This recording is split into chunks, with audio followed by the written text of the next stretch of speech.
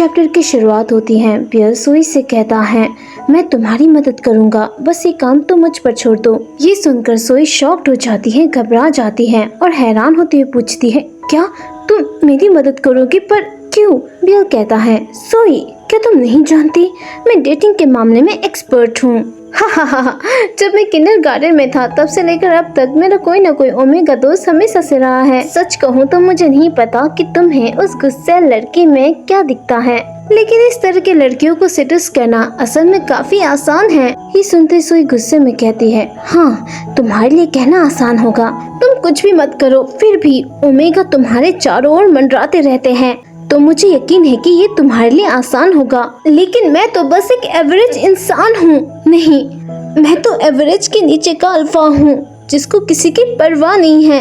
ये सुनते बिल हैरान हो जाता है और जोर से चिल्लाते हुए कहता है, ये तुम किस बारे में बात कर रही हो?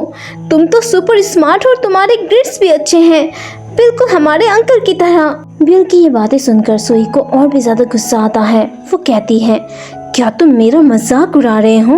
तुम्हें तो अंदाजा भी नहीं है कि मैं कितनी मेहनत करती हूँ। मेरी ग्रेड्स वो तुम्हारे सामने कुछ नहीं है। अगर तुम सचमुच मेरी बराबरी करने की कोशिश करो तो मुझे यकीन है कि इसमें ज्यादा समय नहीं लगेगा। हम दोनों जन्म से ही अलग हैं। मैं तुम्हारी ठीक उल्टी हूँ। मैं तुम्हारे जैसे टैलेंट के साथ पैदा नहीं हुई थी। सोई की ये बातें सुनकर बियल हैरान हो जाता है और घबराते हुए सोचता है, क्यों मैंने ये कहा? हाँ, याद आया, सोई को तो गोद लिया गया था ना, मैं तो इसके बारे में पूरी तरह भूल ही गया था। तभी सोई हैरान होते हुए पूछती है, रुको जरा, तुम ऐसा चेहरा क्यों बना रहे हो? क्या तुम भूल गए थे कि मुझे गोद लिया गया था? जाने भी दो, मैं भूल गई थी कि तुम कितने बेवकूफ हो। तभी बिल चिल्लाते हुए कहता है, अरे यार, ये तो सदियों पहले की बात है, भला तुम मुझसे इन बातों को याद करने की उम्मीद कैसे कर सकती हो? सोई कुछ नहीं कहती, वो उदास लग रही होती है। ये देखकर बिल कहता है, उन टैलेंट के साथ पैदा होना, तुम्हें क्या लगता है इससे मैं खुश हूँ? मुझे तो ऐसा लगता है जैसे मैं अपने फेमस डैड के शैडो में जी रहा हूँ, बस जैसे किसी तरह गुजारा कर रहा हूँ। सोई, मुझे कहते हुए बुरा लग रहा है, लेकिन तुम बहुत ही अच्छी लड़की हो और तुम्हें और भी ज्यादा कॉन्फिडेंट होना चाहिए। क्या तुम्हें नहीं लगता जिस लड़की को तुम पसंद करती हो तुम उसके साथ डेट में जाना डिजर्व करती हो? यही तो तुम चाहती हो ना, तो चलो उसे डेट करो।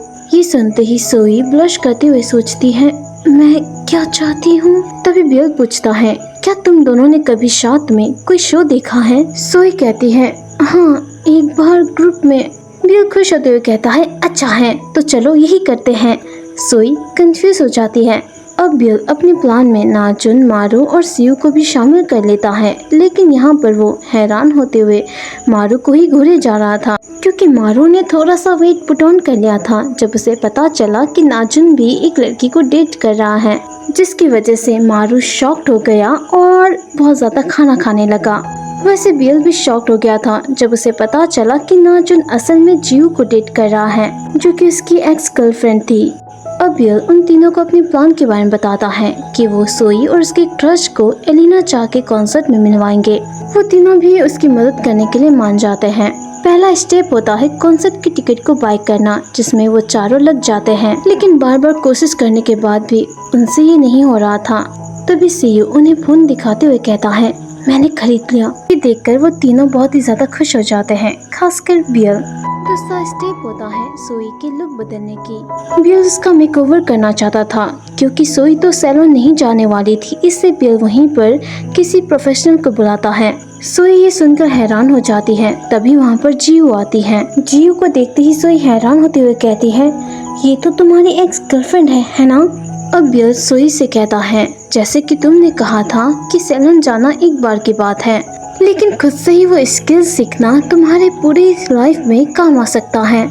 अब जियू का काम होता है सोई को मेकअप सिखाना। वो उससे उसकी ग्लासेस उतारने को कहती है, लेकिन जैसे ही सोई यहाँ पर ग्लासेस उतारती है और उसकी बड़ी बड़ी खूबसूरत आंखें देखकर जियू शॉक्ड हो जाती है। अब जियू सोई का मेकअप स्टार्ट करती है। बियल तो ये बड़े ही आराम से दिख रहा था, तो वहीं वो तीनों भी बाहर से ये सब कुछ देखकर शॉक्ड हो जाते हैं। अब जियू सुई का बाल बनाती है और उसका नया लुक देखकर बियल और जियू बहुत ही ज्यादा खुश हो जाते हैं। सुई सच में बहुत ही ज्यादा खूबसूरत लग रही थी। वो एक अलग ही लड़की बन चुकी थी। बियल और जियो तो उसकी खूबसूरती में खो जाते हैं। बियल एक्साइटमेंट में कहता है, ओह वाह, तुम्हारा चेहरा तो लाल लाल हो गया है।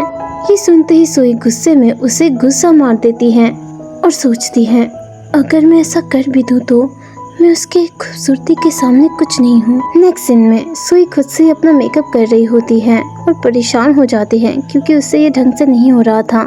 सोई का ऐसा बिहेवियर देखकर हीसू खुश होते हुए सोचता है, मैंने कभी नहीं सोचा था कि सोई कभी अपने बारे में भी सोचेगी। अब नेक्स्ट सीन में सोई पूरी तरह से तैयार हो जाती है, लेकिन अंदर से वो अभी भी नर्वस होती है। वो परेशान होते हुए सोचती है, आखिरकार मैंने मेकअप पूरा कर ही लिया। मैंने घंटों तक इसकी प्रैक्टिस की थी, लेकिन ये लुक इतना भड़कीला क्यों है। नेक्स्ट सीन में सोई अपने क्रश से मिलने जाते हुए सोचती है, मुझे बहुत ही ज्यादा बेवकूफ़ी महसूस हो रही है। काश मैं यहाँ से भाग पाती, लेकिन वो कितनी सुंदर दिख रही है। स्टोरी पसंद आई है तो इसका नेक्स्ट चैप्टर देखना चाहते हो तो वीडियो को लाइक करो, चैनल को सब्सक्राइब करो। वैसे अभी बारिश हो रही है, क्या आपके वहाँ भी हो रही है? कमेंट करना ज़रूर।